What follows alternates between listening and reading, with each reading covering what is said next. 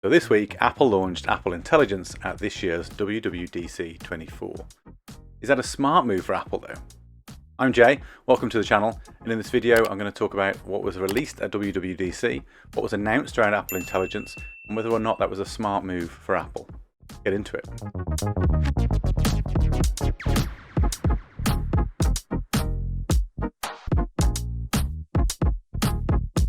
Apple Intelligence was not the first thing or the only thing announced at WWDC 24. So before we get into Apple Intelligence specifically, let's just get 2 minutes on the clock. Thank you, Future Jay. And let's just run through all the different updates very quickly that were announced across the various applications that Apple offer. We'll start with Vision OS 2. This is the latest version of the operating system that runs the Apple Vision Pro, released in April. First of all, there's updates to spatial photos. Using advanced machine learning, you can now create spatial photos from any photograph in your library, not just those taken on an iPhone 15 Pro or through the headset. New gestures were announced to access menus, notify yourself on battery levels, up enhancements to Max Virtual Display, so now you can have much higher display resolutions and support for ultra-wide monitors. Train support's being added in the future as well. Just like flight mode, you'll be able to travel on the train wearing your headset and watch films or enjoy a relaxing time on your journey. Most interesting to me was from a hardware perspective that both Canon and Blackmagic are creating specific lenses for your cameras to allow you to capture spatial content, which is a really interesting move from both of those vendors and from Apple to try and push this format beyond the Vision Pro. Mouse support has also been added, and the UK, most interestingly for me, is getting the headset in July, specifically July the 12th. Whether or not I'll be able to order it will very much depend on cash flow, but it's certainly coming my way now and I'm very tempted.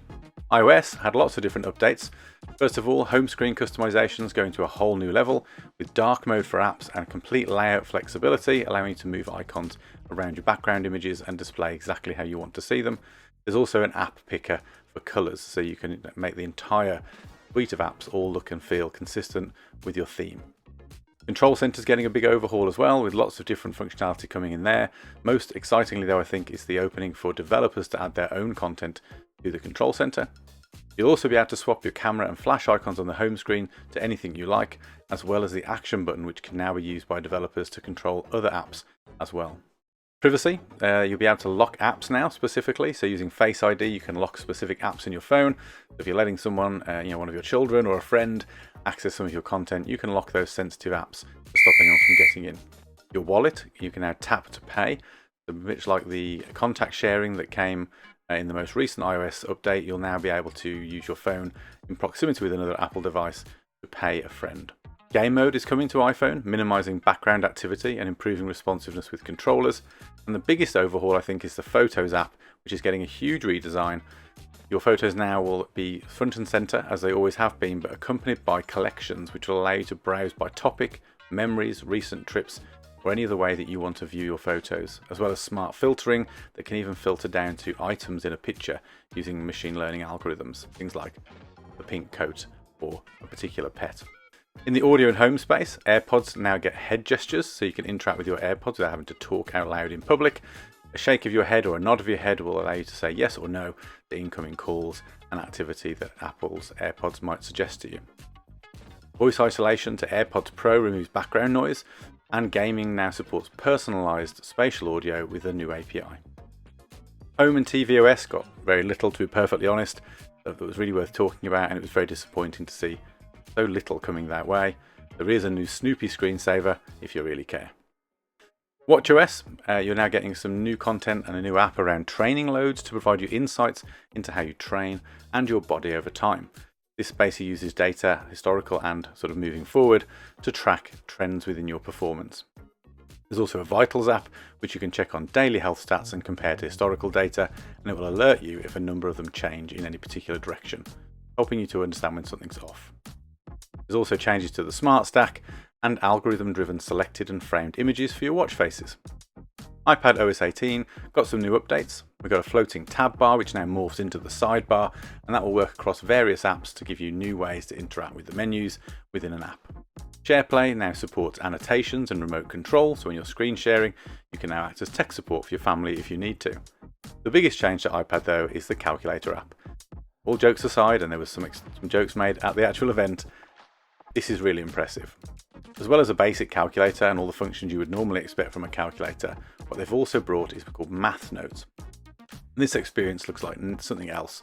You can now write complex maths with your Apple Pencil, and the app will auto-solve them and update them as you change. And that functionality is not only isolated to the calculator, it also extends to Notes, which means that math capabilities now work across your core Apple apps. macOS is now macOS Sequoia, named after the famous trees of California.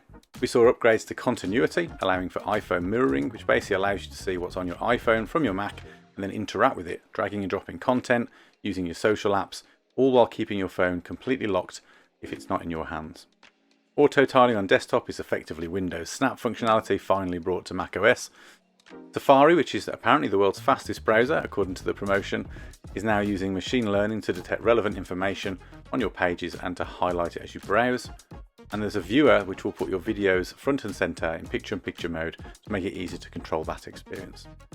Gaming is getting a big push, with Apple really trying to push gaming on Macs.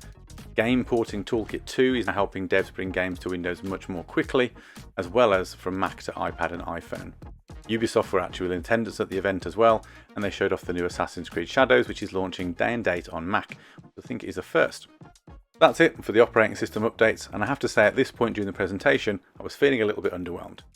However, that was very clearly because Apple had something up their sleeve. And finally, we got to hear about Apple Intelligence, which is effectively Apple's efforts to finally move into the Gen AI space 18 months after ChatGPT took the world by storm.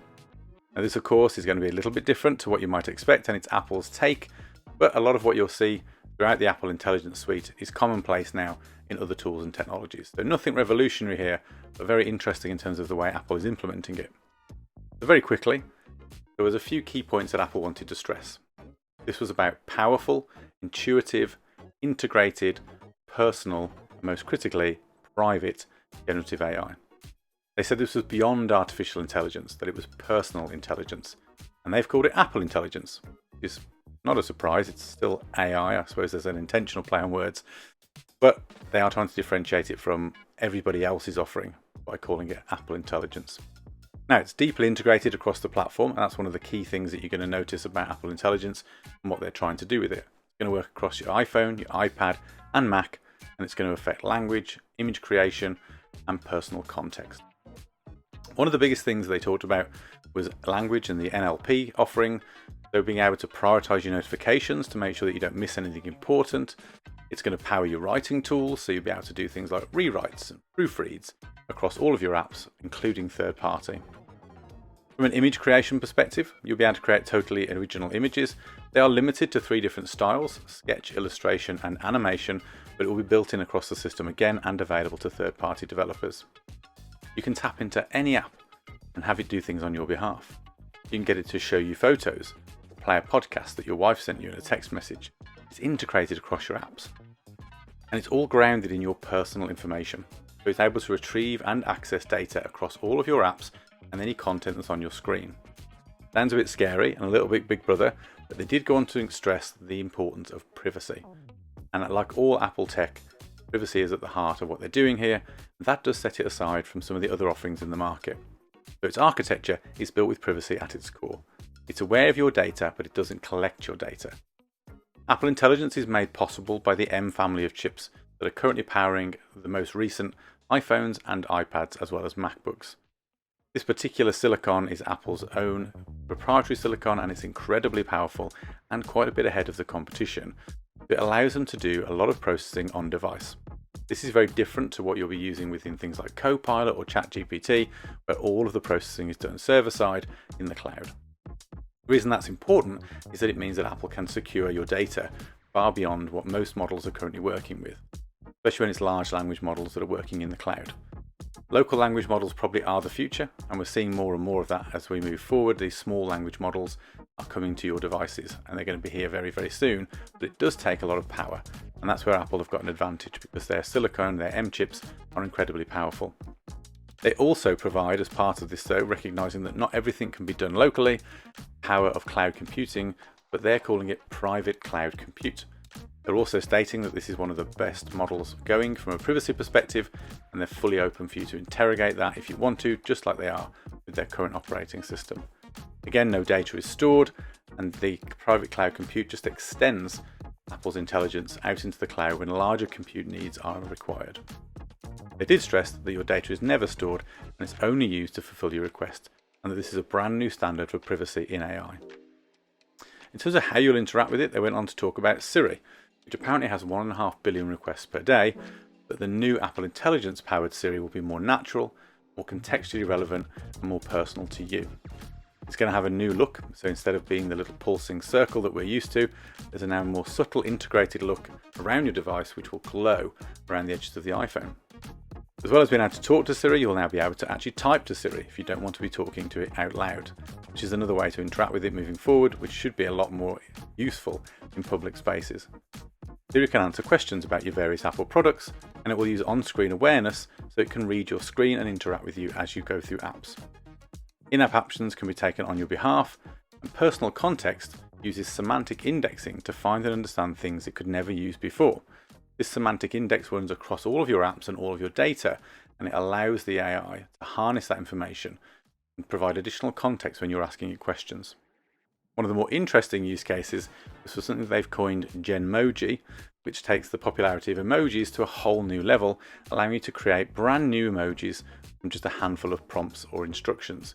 They're created on device, and you can do it over and over again. And I can really see that being a massive appeal to someone who is a huge emoji user. Not a massive emoji user, but maybe Genmoji will get me into it. One of the things I really liked was how they're trying to make the GenAI tooling here much more accessible. You don't need to be a prompt engineer to get the best out of the tools. And in some ways what they've done is restrictive, because they're stopping you from putting in these massively detailed prompts. But they're also then making it much more accessible for those who don't necessarily understand this tech or have a need to understand it. So from a user experience point of view, it's going to be much easier to use. It's just going to be there at your fingertips and it's going to work. One of the best examples of that is Image Playground. Image Playground allows you to combine themes to create completely unique images. It's going to allow users to pick pets, animals, a location, whatever it might be, and then the AI will combine those as prompts in the background to create an entirely unique image. It's going to be a dedicated app, and it's also going to be available as an API, and it's going to make it so much easier for people to create unique images to support their messages, their emails, whatever it might be that they're creating. Apple have also added the image wand into Notes and other tools so that you can take your rough sketches and turn them into high quality images using the same technology that drives Image Playground.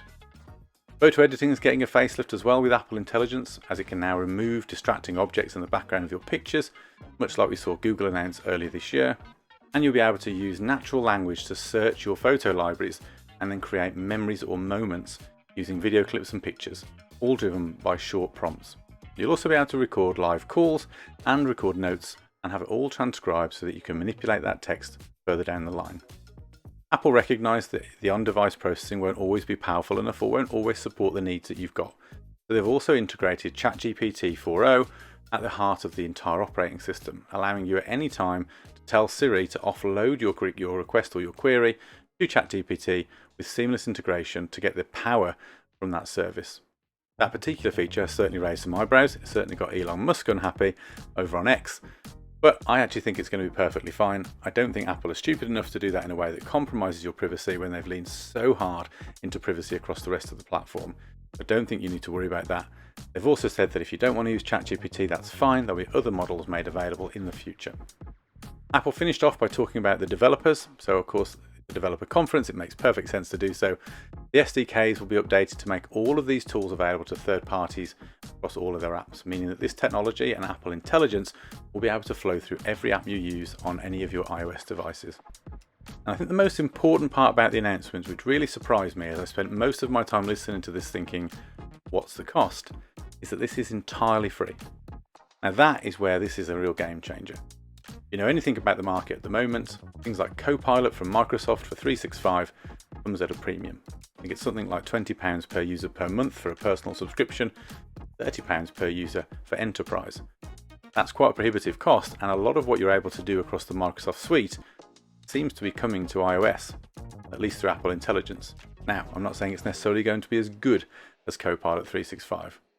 Maybe it's better. It very much depends on your opinion of that technology. What's interesting is it is entirely free, which means that when this starts to roll out later this year, probably around September, October, when the new phones will launch, this is going to be available to everyone, whether it's on your phone, your iPad, or across your Mac. That's incredibly powerful. And that's why I asked the question at the start, is Apple Intelligence a smart move? Privacy focused, which is really important. It's doing a lot locally, which means that you're not going to be restricted to where you've got the internet. You'll still be able to use this powerful technology all the time on your device without needing to worry about connectivity. And it's free, which means that it's putting AI in the hands of everyone in a way that will be seamless and integrated into your experience. You won't have to know how to be a prompt engineer. You're not going to have to worry about whether you can afford the tokens or which model's the right one to go with. As an entry-level user to this technology, you'll have it everywhere across everything. And that's incredible. Then if you want to upgrade, you can hook into ChatGPT and you can pay for a Plus subscription and get all the benefits that come with that. Or you can hook it into Claude, to Google's Gemini. It's really up to you, but that's incredibly powerful. So I'm really excited about this. I can't wait to get it in all of my Apple devices. I am a massive Apple fanboy. Probably tell from the shirt. Been tucked away behind the microphone this entire time. But it's a really exciting time for AI. It has been for the last 18 months. It's moving incredibly quickly. I think what Apple's done here is them set themselves up for the future. They've not gone too big or too hard with this. They've done the simple things, and hopefully they've done them well. Time will tell once we get it in our hands, and I know that beta testers are already playing with it. But if it works as it's been shown, it's going to be really, really exciting. Of course, we're talking 3 or 4 months down the line here before anyone gets to access to this properly. So things could change. And I'm sure we'll see other changes from the big providers in that time as well. But for now, this is something to be really excited about. It's coming quickly, and it's going to continue to change and evolve our lives. Who knows what ChatGPT will do between now and then? Who knows what Google will announce between now and then? Or X, or Claude. There's so much more to see and do. Meta, of course, are still in this game with Meta AI. We haven't seen that released from beta yet onto things like the smart glasses. But it's a great time to be involved in technology. It's a great time to be a content creator because these tools are really going to empower you. There's definitely a fear factor there, I think. This technology could be threatening depending on your outlook. But I'm trying to remain positive. For me, I can see huge benefits in my workflow. I can see lots of ways that Apple Intelligence is going to make my life simpler, and I'm excited to start using it. Let me know down in the comments what you think. Let's keep it positive and constructive. If you don't agree, that's absolutely fine. But share it in the right way. Let's try and have a really interesting conversation. Let's educate each other about the potential for just Gen AI and Apple Intelligence specifically. Hope you enjoyed the video, and I'll see you in the next one.